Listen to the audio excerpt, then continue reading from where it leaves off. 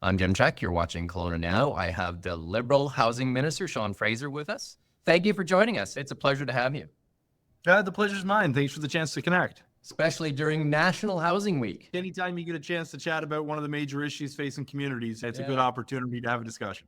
I had the pleasure today of interviewing the CEO of Habitat for Humanity based on National Housing Week. And we were talking about housing. And he said, and this is a true thing for sure in Kelowna, the GST relief that you guys have done for rental housing has really had a dramatic effect in Kelowna. We might even actually reach our target occupancy or vacancy rate here in Kelowna. So that has had a dramatic effect for us here in Kelowna and the amount of rental starts that have started here. Yeah, there's no question. Look, Kelowna's had a number of irons in the fire for a few years, but we were able to significantly accelerate things through a few key investments. I think the removal of the GST on purpose-built rentals has been a terrific thing as builders were struggling with higher interest rates, increased land costs, materials, labor, land supplies, you name it. Knocking those percentage points off the cost of construction when it came to purpose-built rentals has seen a significant increase in multi-unit residential construction across the country. And of course, you layer on top of that some of the Kelowna-specific investments that we've made. We're able to see some significant progress over the course of the past year in Kelowna. So I'm glad to see such a great organization finding support with that particular policy move.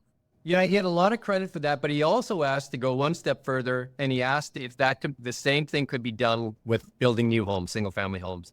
He asked if the GST removed. And I know it's a bit of a political thing, Riga, and it's for him. He said it's not an either/or. It's not either the half fund or the GST. Why can't we have both? He said because the stats on housing is alarmingly scary for many Canadians, and he said why can't we have both? Look, I think anytime you can look at a policy that's going to help get more homes built, particularly more homes where they're needed in the market built, you're going to get our attention. Some of the things that we think on when we look at tax relief in particular is, are we helping add to supply or are we creating a scenario where we're going to see investment driven to the hands of folks who are using housing as a commodity, potentially buying their fifth or sixth property through a company for the purpose of holding it on and selling it some years down the road. So we look at those different kinds of things, and including further tax relief that we're going to see with future measures when it comes to housing. But certainly, I would agree with him that if you seek to do more with one type of housing in the market, it doesn't necessitate cuts to a multi-billion-dollar program that's helping cities dramatically increase the pace of building, including specifically in Kelowna. So you would consider doing both then, keeping the half fund and removing a GST on new homes? So we're committed to the deals that we've booked under the Housing Accelerator Fund. We're looking at additional measures, including additional tax measures, to help further expand the support for housing policies. We've not come to a final decision on what the specific next round of measures will look like, but there's a range of different supports that we're looking at, including further tax measures. So one of the things that gets brought up a lot with me is that most people can afford the rent. They can pay the rent. And the rent is typically almost the mortgage payment. Where people typically struggle is coming up with that down payment. It's that initial down payment. What can the federal government, the provincial government do to help people get into those homes? I know you guys have some programs, but how can we get more Canadians into that, into not just rental homes? He said, again, he said very strongly that you're doing a great job in rental properties. But can we do the same thing for home ownership?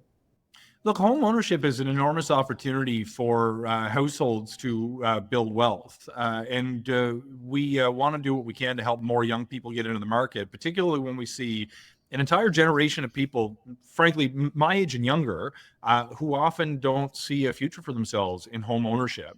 There's a few key things that we wanted to tackle, and we're trying to come up with the policies to support people based on the obstacles that they tell us that they're facing. There's three specific areas where we continuously hear challenges for people trying to get into the market for the first time. The first, as you pointed out, is getting the money together for that down payment. There's a couple of key things that we've done that we think are going to have a meaningful impact because they're starting to show signs of success already. The first is the first home savings account, which allows a person to save up in a special account, tax-free in, tax-free out.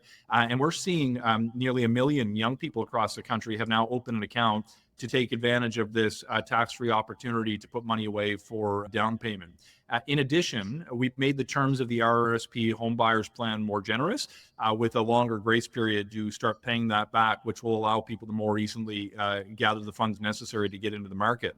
But it's not just the down payment. We also hear people tell us about the challenges in establishing a credit history and challenges associated with that monthly payment. One of the big changes that we're making is to make it easier to actually count your rental history towards establishing credit. So you can go to the bank and say, I've been paying the equivalent of a mortgage payment for a number of years. Clearly, I can afford it. That should count towards my credit score to demonstrate that I am worthy of getting a mortgage.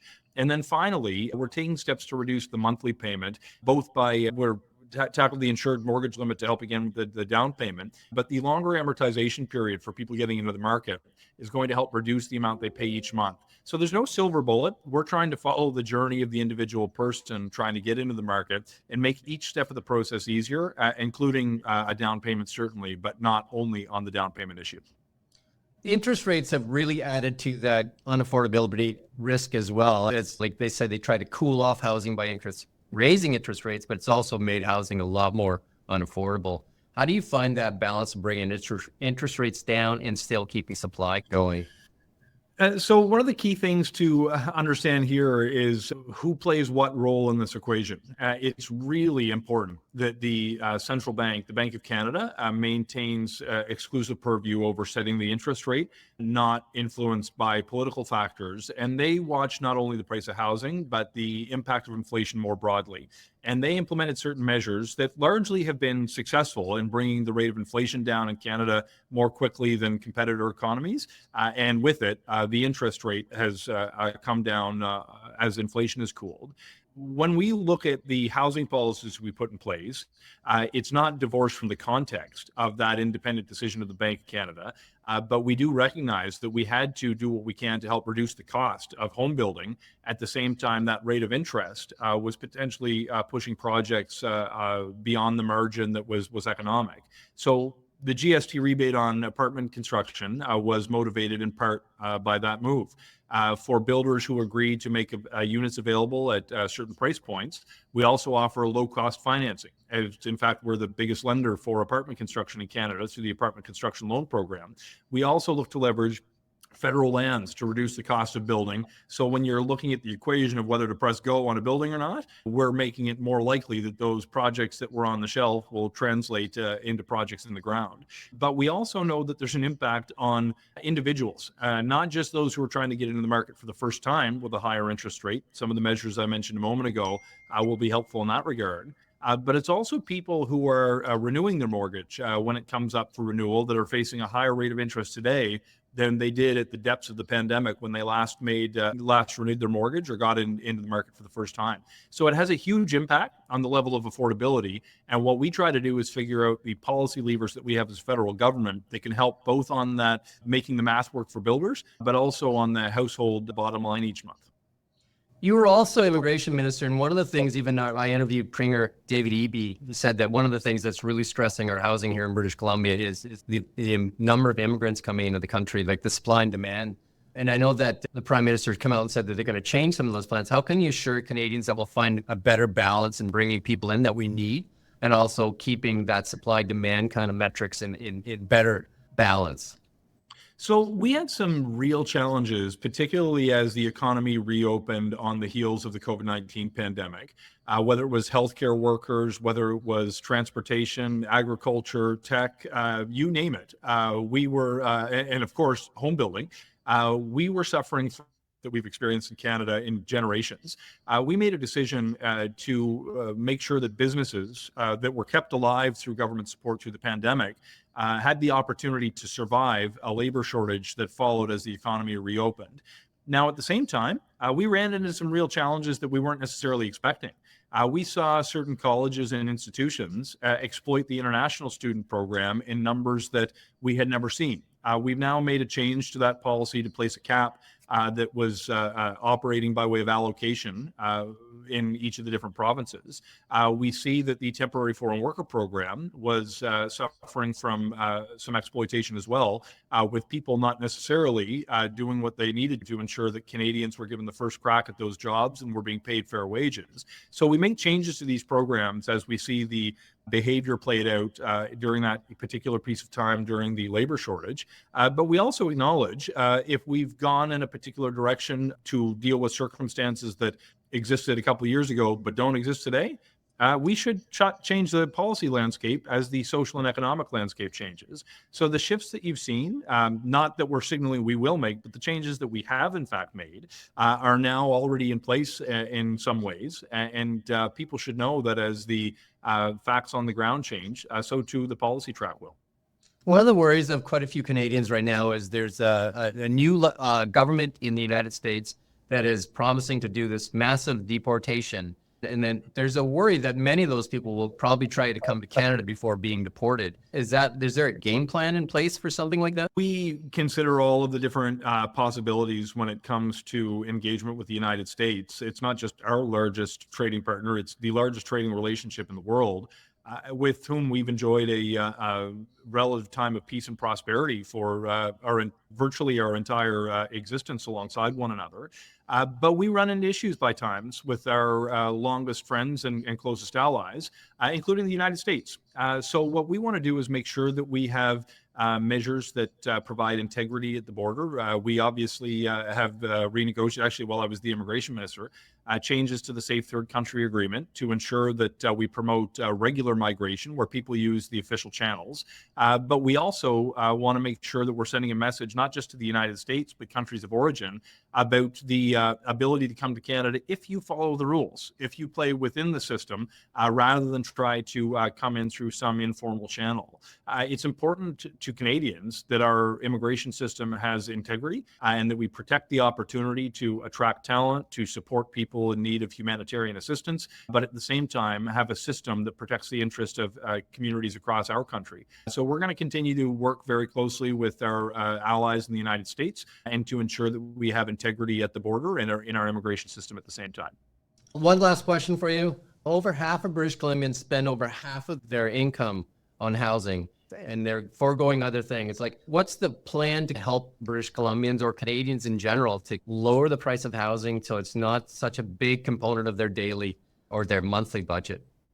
So let me first say that people don't live in a vacuum. They experience their monthly budget in a way that is tied to all of the budget line items. And if housing is becoming a greater expense and groceries may become a greater expense, people need support more broadly. We want to be there with programs that will help students, families, workers, seniors, and specifically programs that have forgiven or eliminated the interest on student loans, supports that help families with the cost of food, pensions that we're going to protect and have grown for seniors, better terms for workers, including in the short term with tax relief for middle class workers, but in the long term with more secure pensions. But on housing in particular, a big part of the challenge is related to the overall supply. Yes, we need to build more affordable housing for low-income families, and working, in fact, in partnership with Kelowna to add hundreds of affordable housing units in that regard. But I want to point to the Housing Accelerator Fund deal that we've made with Kelowna in particular. This is $31.5 million that we're injecting directly to build homes more quickly in Kelowna, and they've responded. We've seen over the course of the past year a 46% increase in the rate of construction in Kelowna alone. We had a little more than 2,500 homes started at this point last year. We're up to more than 3,700 this year. And that's as a result of some of the changes they're making that make it easier for the private sector to build homes. Now, ironically, on this particular fund with tens of millions of dollars that's showing success in Kelowna, we've got the Conservative Party promising to cut it. We've got a local member of parliament who is opposed to this $31.5 million injection into the community. If we want to build more homes, we have to invest in communities, we have to reduce the cost of the building, and we have to make more land available for homes to be built upon. When we have the supply and demand that more readily equal one another, you're going to see that's going to have a positive impact on the pricing pressures that families are facing. We're starting to see it in rental markets right across the country, and over time, as that supply continues to reach the demand that communities are facing, we expect you're going to see similar changes to the pricing pressure for households right across the country. We've done a lot of stories on the housing fund here in Kelowna. We've done several of those. Why can't we have both, I guess, is the question, instead of what Polyev says, GST, and what you guys say, the half fund. Housing is such a priority. Why can't we have both to really get some stuff done in housing? Yeah, so look, we're committed to supporting cities to help them with the cost of building. As demonstrated with the move that we made on rental already, we know that tax measures can have an impact. We're looking at a range of additional policies to figure out what the next best way is. So you got to be careful when you're deploying billions of dollars of funds. This is not my money. This is Canadians' money. And we need to make sure that we're going to have the maximum impact when we make a decision to move forward with a new policy. So we will have additional measures that will help build more homes, that will help young people get into the market. We want to make sure we do it in the most effective way and are considering what those next round of policies will include. I really do thank you for your time, Sean. It's been very good to have you, and hope to have you again. The pleasure is mine. I'll look forward to seeing you guys out in the Okanagan again sometime soon. We'll have to do an in-studio interview if you come out here. All right on. I'll look forward to it. Thanks so much. Thank you for watching Kelowna Now. We don't just report the news, we live here too. We're your neighbors, bringing you stories that matter to all of us. No government funding, no outside influence. Kelowna Now, local, independent. News